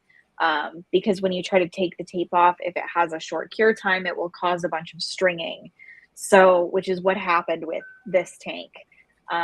So yeah, it was an experience, and now I know next time I'm not going to do it on my countertop because I'm too short. I'm 5'3", so little 5'3" me is standing on a step stool, like kneeling on the counter, like sweating, trying to get the silicone. Nice. Oh, okay. Yeah. So too much silicone is definitely another thing that you can do that really can really screw you up. One thing I will say is if you try, because the tank that I built is an IKEA tank. So Serpa Design did an IKEA shelf tank. And I based this off of the one that he did. And I followed his instructions pretty close to exactly. But he did not tell us how fast that silicone cures. So he does say work fast. He does not say how fast to work. It's really freaking fast. So if you're nervous about it, do the smallest one possible to just get some experience, and then move on to like a larger tank, and make sure that you have access to the inside and you're not like on a step stool like I was, because that really, I think that really screwed me up. Like I spent too much time trying to get leverage to actually get inside the tank. Now there's a lot of fireworks going off right now. Oh, that's not a bad thing. It's called background noise. Yeah. But yeah, it was a cool experience. I'm really glad that I did it. I hope that it holds. I'm pretty sure it will, because that silicone is incredibly tough. But I'm going to leak test it for about a week, and then I will drain the tap water out of it. That tank is going to be for Lemon Grab, who is currently healing up from a nasty bacterial infection. That spoiled brat. So I think the reason that he got sick is because he starved himself, because I got a little bit lazy and I stopped making his rapashi and was feeding him wafers. And I didn't see him for like 3 weeks. He was hiding for 3 weeks. So I was feeding him these wafers at night. I didn't see him hardly at all. And then all of a sudden I look in the tank and like half of his face is melted off and he's super skinny. And I was like, what happened? So I threw him in a quarantine tank and, dosed some Canaplax and got him through it, and he's healing. He's looking much better now. But I'm pretty sure that he was starving himself because I was not feeding him rapashi, because I don't know, he's a diva. So he's getting rapashi from now on. He's actually, I can take this off and kind of show you. He's in there. So, oh, you blew me up in time for me to put myself back. It's all good. There's nothing fancy down there. It's literally a 10-gallon on the floor with a big, huge bulbitis burn in it. So I didn't realize how big that bulbitis got. I pulled it out of my 37. I hadn't looked at it in a very long time. It has like quadrupled in size, and I had no idea. Bulbitis is a fantastic plant. Update story, y'all. Yesterday I went to the dentist back to get the checkup. It was good, but anyways, the dentist he also is in the hobby as well. That's super cool. That is super common. I feel like a lot of dentists are in the fish hobby. Yeah, but what's Did special he have though? a tank in his office? Yeah, he has That's a awesome. 400-gallon saltwater tank. That's awesome. And guess what? He gave me coal to add to my tank. He did? Yep. That's super cool. I mean, how It's many probably people? not very often he gets patients that are into the hobby. Right. I mean, how many people in the hobby can say that the dentist gave them coal out of their tank? Yeah, what coral did you get? Atkins is asking. Some polyps, and there's That's one. true. I think it's a soft coral. Now these he had these things over 30 years, so it's kind of special. I was not expecting that. He was cleaning my teeth, and I was like, hey, he's asking me if he's ever showed me the back of the tank. I said no. Hey, when we're done, let's do it. We'll go back there. They showed me everything. It was awesome. That's so cool.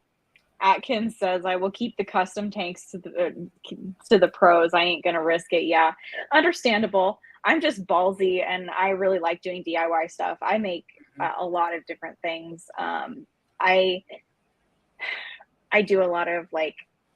I don't know if you guys have ever seen the paludarium that I made, but the paludarium that I built in that little tiny UNS, it's a 16T, so it's got like a pint of water in the bottom of it. It's looking really, really good. I should post an updated photo of it.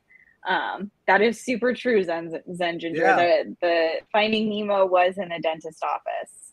Yeah, actually, my dentist, yeah, there's a Nemo in there, and yeah, so that's interesting. I'm gonna take a little intermission to go use the bathroom, so you can take All over right. for just a second. Woo-hoo! I'll be back. I got this. Be Okay. right back, y'all. Yeah, and you can't say that. Yeah, I was actually kind of surprised that. By the way, y'all, most of the people there that work at this dentist office, most of them do have aquariums. His assistant, the dentist assistant, she has cichlid tanks, African cichlids. She got peacocks and booners. So that was kind of. I was like, "The what?" And I've been going there now for how many? I don't know. Is it 5 years? I've been going to this dentist. 6 years? I don't know. Anyways, I didn't realize that how many people that were had aquariums that worked at the dentist office. So I was like, wow, this is special. So I'm definitely going more over there to visit my dentist. Not because I need dental health, but because just to hang out. It's gonna be interesting. Corals and bacteria along are pretty much bulletproof. I hope it is good for you. Yeah, Ain. Yeah, I hope so too. Yeah, the dentist he started in the hobby back when he was in high school. So, yeah, I'm blessed to have a piece of his many years of experience of having saltwater. So I'm kind of excited about this. And he told me if I have any trouble, come back, and he has plenty more to give me. So, hey, Linda, welcome. Been lurking while doing water changes. Hey, Linda, are you all done doing water changes? And how many tanks did you have to do? Just curious. I made 22-gallon aquariums. I used separate designs, and I bet some T&P from my guide. The third one, I was getting much better. Nice, DD. Awesome! My core guru gave me some note style that's been in captivity since the 80s. No way! Awesome aim. I'm here to see the fish. Nice. So, hey, Sam, so you're not even here to see me or Nirvana at all. Ah, all right. Okay. Let's do this. There we go. Is that better, Sam? I need to figure out how I can somehow hook up a secondary camera so that I can show like a tank of my choice. Yeah. Actually, what you would do, do you have a spare phone? Actually, I have my old Galaxy. I could try that. If you have Wi-Fi, you can connect to Wi-Fi, and also and basically you'll be another guest, basically. Yeah. So actually, let's try that for the next stream. All right. Because I know that my Galaxy is super dead right now. I'd have to charge it. But I could totally do that because it definitely has Wi-Fi access. But yeah, next time we do a stream, I'll break out the old Galaxy phone and we'll do a guest with maybe we can make that. Can we make that our background? Is that possible to do video in the background, or can you only do an image? I don't have StreamYard, so I have no idea. Hey, I'm still a beginner, y'all. Yeah. Those that don't know. I'm learning as I go. Nice, Linda. You all done. Only 2 tanks. Hey, that's the start of MTS, Linda. Multi-tank syndrome. Hey, Jay. Welcome, Nano Guy. Okay, Sam. I'm here to see the fish. I like this. But if I ain't careful though, Sam, I might overstay my welcome. No, actually, I doubt it. Hey, you know what? I should have asked my dentist, how often does he get people that are in the hobby coming in? The way $4 off delivery from Taco Bell for the 4th of July. You want to do delivery? Yeah. Go for it. If it's open, I think they close at 10, I thought. I feel like we're going to have to pick it up. I want Taco Bell so badly. You want my address? You want Taco Bell too? Yeah. But no, that's okay. It says they're open.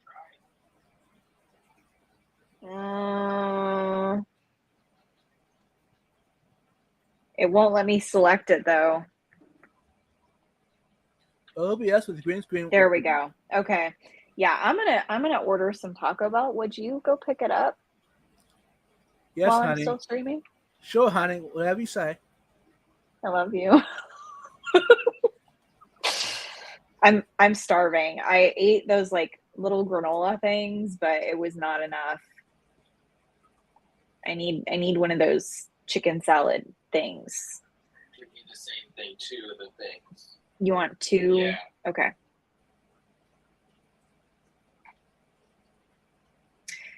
You guys, there is nothing better than having a supportive partner. I cannot say enough good things about James.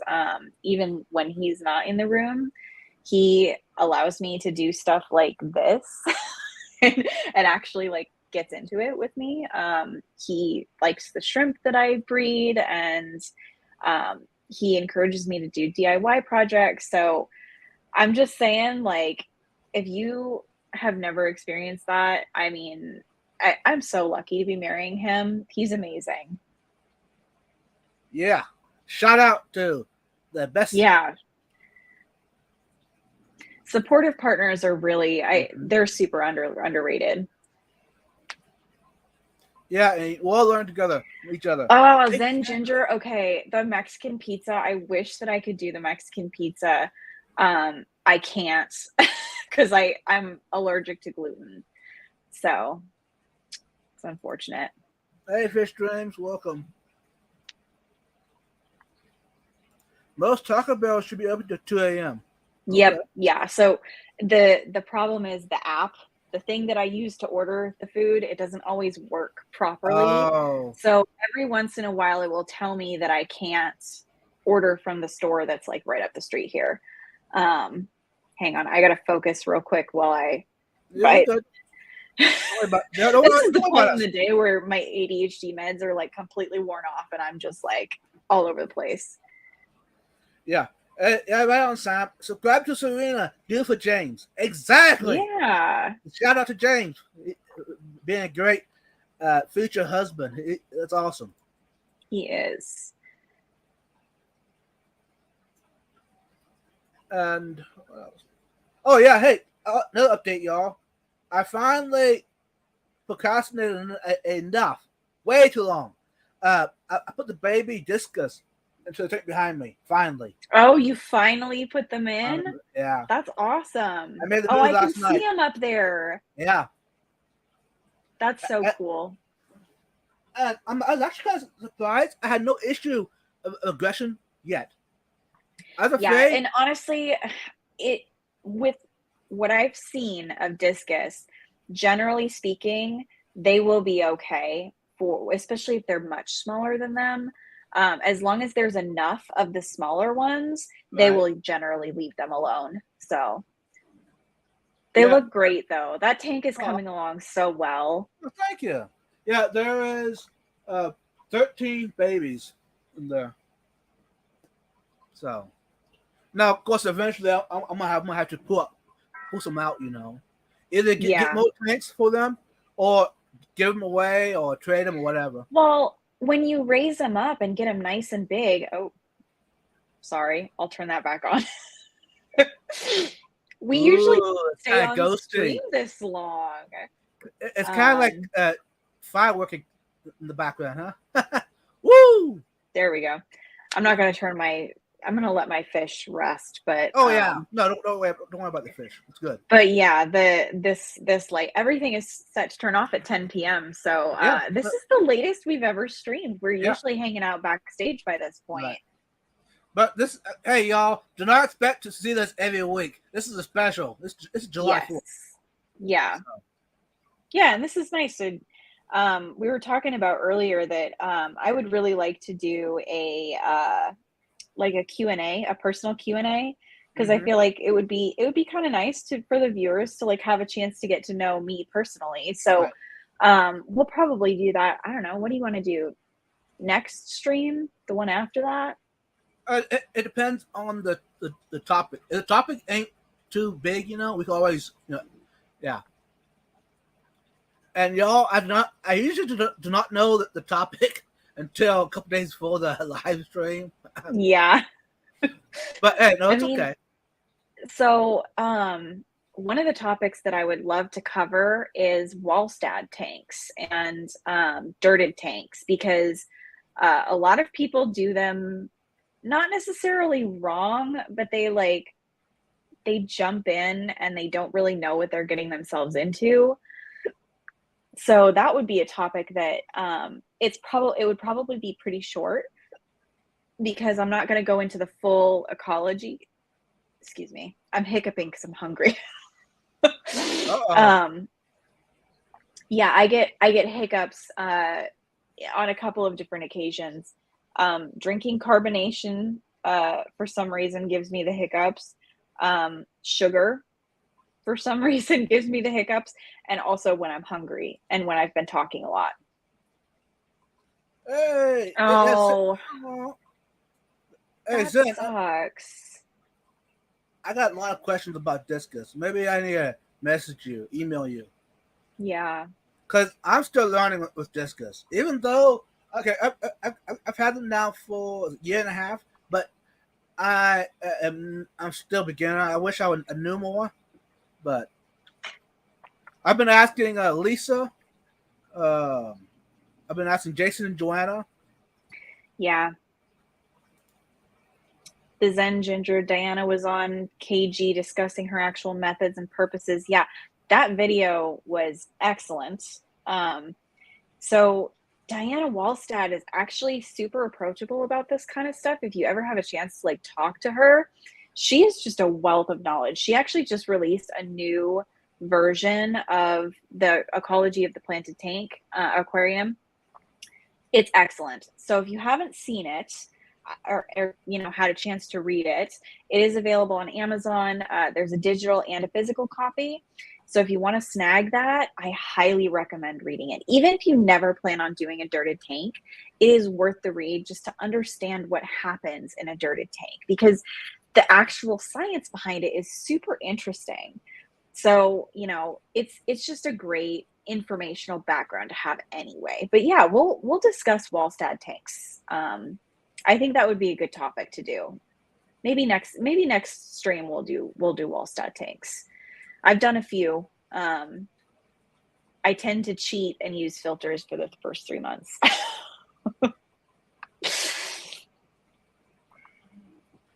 Caleb has a question for you. Yeah. What's a good fish for 75 gallon? Ooh. Okay, so I feel like I'm probably a bad person to ask this. Yeah, but because he wants to hear from you, not me. Yeah, okay. So my personal opinion, if you want like a single fish with a lot of personality, and this might be controversial, but I actually really appreciate fish like flower horns. And one fish I also really love are parrot cichlids. And I know people have feelings about hybrid fish, but I think they're super cool. They have a lot of personality. They're super colorful. They're very unique. And I think that if you're going to do one single, like a wet pet fish in a 75 gallon, I think one of those options would be awesome. Yeah, we're good to go. Thank you, honey. I'll see you in a bit. He's going to get my Taco Bell. Woo! Yeah. Shout out. So I can hang out with you guys for a little longer. Aww. But yeah. So, and if you do not like those options, I would also recommend a colony of pufferfish. There are a couple of different species of pufferfish that are a little bit larger. I don't want to say the wrong Latin name.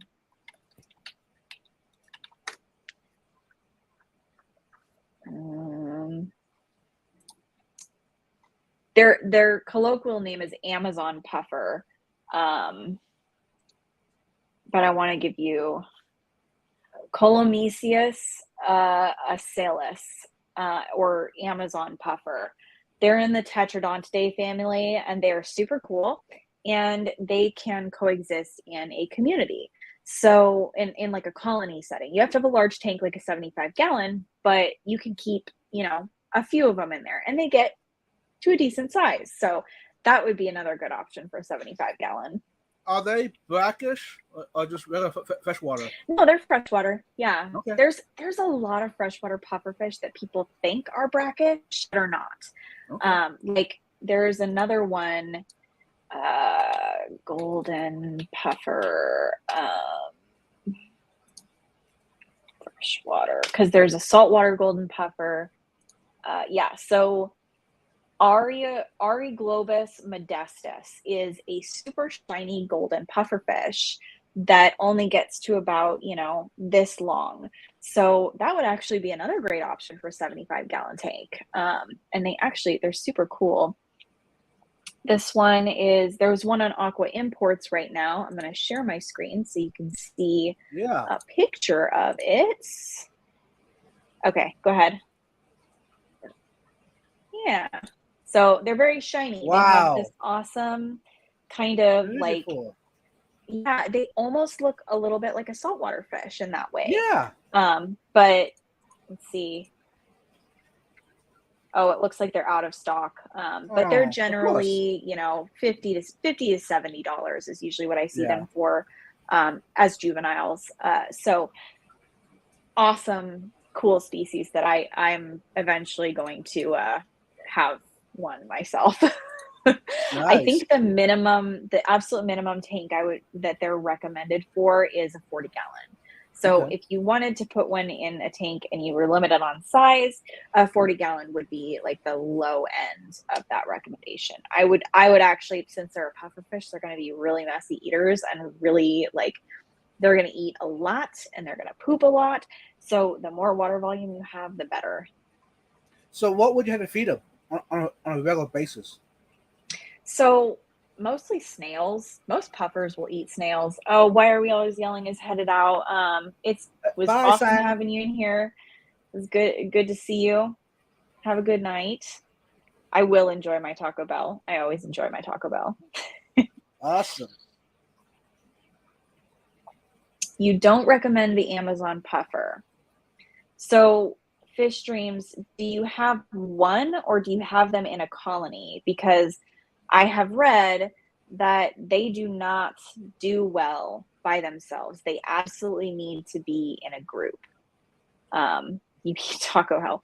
So Caleb, I am only a big fan of Taco Bell because I am allergic to gluten, and they're one of the few fast food places that I can actually eat food at. So I value them a lot. My other options are generally In-N-Out has gluten-free options. Chipotle I can usually get away with. And Mod Pizza has a gluten-free option. But yeah, my food allergies, it makes it really hard to eat fast food. It makes it hard to eat out anywhere, honestly. I feel like the bad guy whenever I have to tell the waiter that I have an allergy. Yeah. Hey, Caleb, don't be sorry. Yeah, so fish streams, you only have one, and I think that is probably the issue. Right. I have read a lot about them. I researched them a lot, and yeah, $60 a fish is expensive, but a lot of people spend hundreds on discus, and they need to be in a group as well. So I don't really think that that's a big deal. A lot of saltwater fish are way more expensive than that. So in my opinion, if you're going to have like something like an Amazon puffer, you really need to invest in creating a colony for them, or they're not gonna thrive without the colony. Are you talking about me? In front of me? Wow. The people that keep discus in groups. I mean, Yeah. do you want to talk about how much you spent on discus? Nah, we're Because good. I would We're good. imagine it's not a small number. Yeah, we're good. Yeah. Bunny Viper, hashtag fireworks from Adele. Yeah, welcome. Oh, okay. All right, Caleb. Your turn. What's good fish for a 75-gallon? Invest in more than 3. I actually would say 5 at minimum. So they need friends. What happens with fish that are used to being in groups, especially wild caught fish that are used to being in groups, this is why you see a lot of glass surfing behavior in like dwarf puffers. They live in shoals in the wild. They're used to being in groups for safety purposes.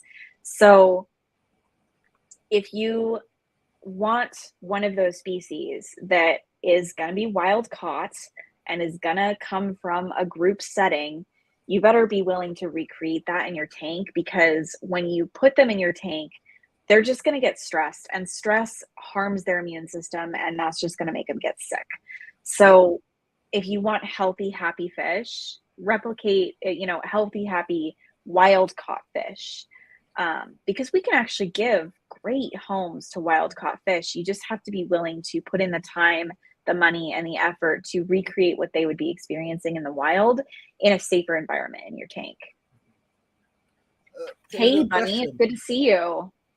Okay, that question about good fish for a 75-gallon, I can't personally tell you a single fish for that size tank, or any tank for that matter.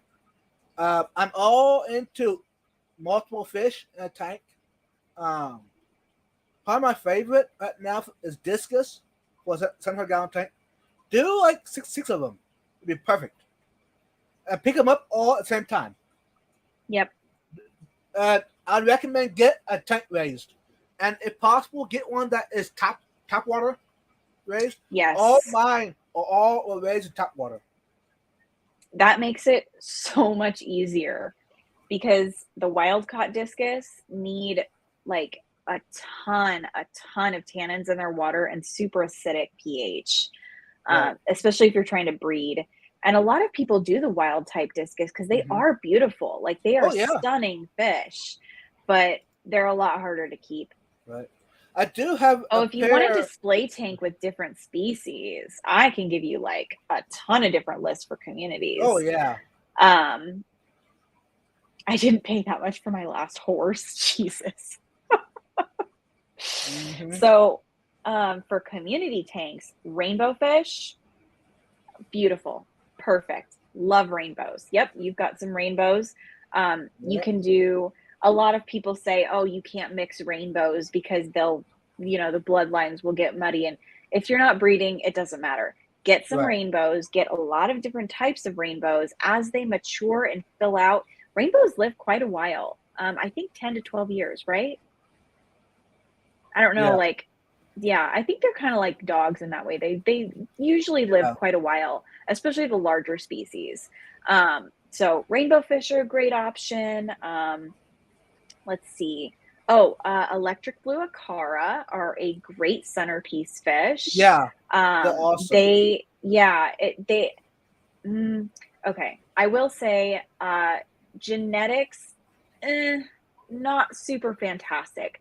I would recommend getting like 5 babies, and you may end up with 2 or 3 adult fish, because generally speaking, I know that they don't have the greatest genetics, and they do tend to have some inherent health problems. So if you're getting them juvenile, get a few of them, and you will end up with less adult fish. And then if you have to rehome, the adult fish is actually more established, and it's probably worth a lot more money. So you can sell them for a decent price. Yellowstone Aquatics is in the chat. Hey, well, Yellowstone. There's some more people coming into the chat. It's honestly, I'm impressed. It's late. Back to the blue occurs. What you can do is do like Vibes. He just gives his away. Yeah. And that's another benefit to being in a club. Yep. You can trade fish with people. Say you have an extra electric blue acara that you're looking to trade for, I don't know, maybe somebody has a school of rainbow fish you want to add to your rainbow collection. So trading is an excellent way to diversify in your tanks, especially if you've got too many of one species. I have so many koi guppies right now. I'm drowning in koi guppies. I'm going to have to take them to the fish store pretty soon. Yeah. And what I did, my blue acaras, I had a pair of them, adults. I traded them for some plants from a fellow club member. He has Anubias, Boost. So Boost, they're growing, but not as good as hoping that they would. But he said if I ever need more, he's got plenty. So, unpopular opinion, Bucephalandra is not a beginner plant. It is touted as an easy beginner plant. It is not. In my experience, it really needs CO2. It really needs CO2 to thrive. Yeah. I know that people have good success in like Wallstad tanks and stuff like that. In my opinion, if you're trying to do an easy tank, stick with Anubias. Boost is not the easy plant that everybody says it is. Right. But what's interesting, that this person, one of my good buddies, he has like 5 tanks with Boost, and they're just thriving, and no CO2 at all, which is weird. So hopefully, since it's the same water system, hopefully mine will do the same thing eventually.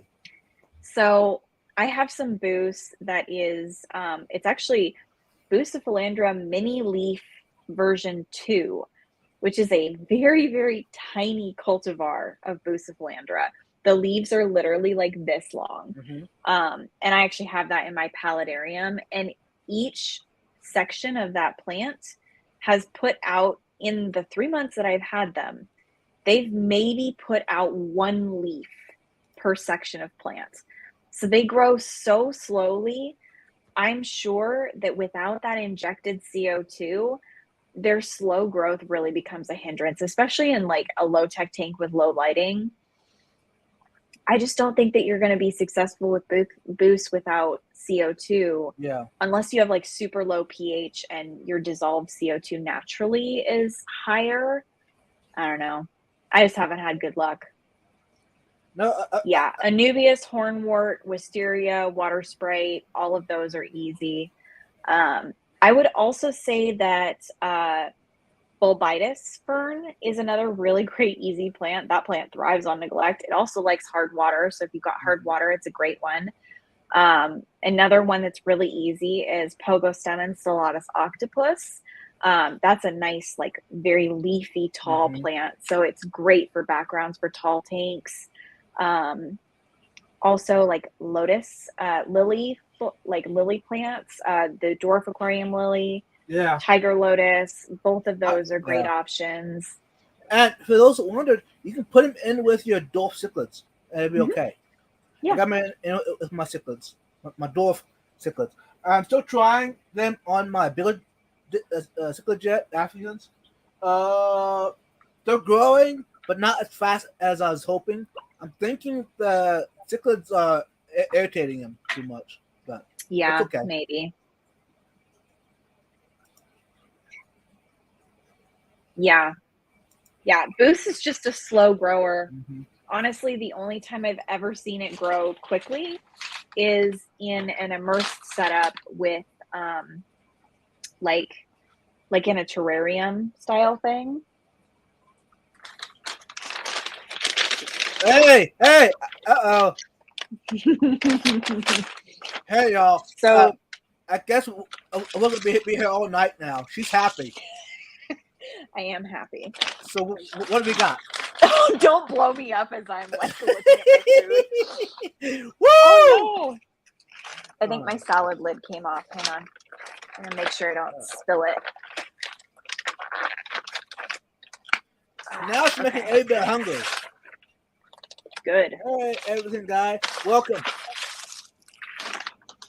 So this is my secret for Taco Bell.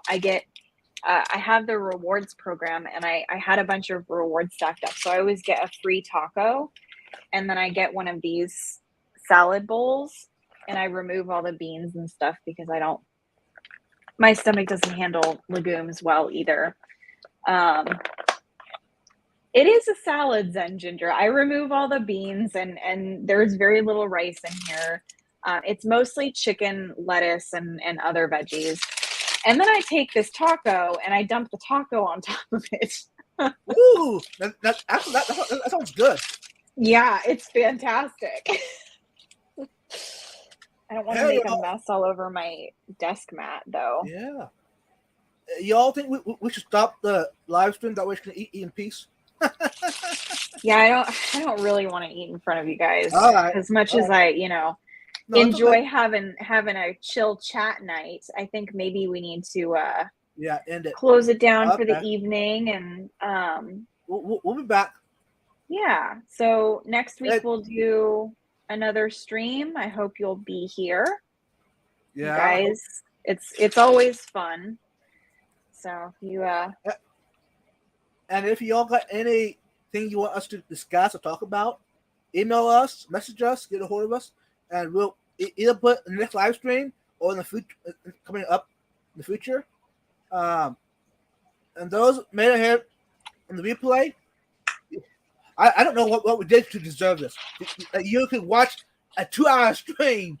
Yeah, that's yapping. Impressive. If you made it to the end, I want to know who you are. So, in the comments, let us know that you made it all the way to the end of this 2-hour and 5 or so minute live stream. That's awesome. Right. Thanks again, everyone, for being here. Happy July 4th. Happy Independence Day. Go hug your family, your friends. Tell them that you love them. Be kind. Be sweet. And Stay thanks curious, to my co-host.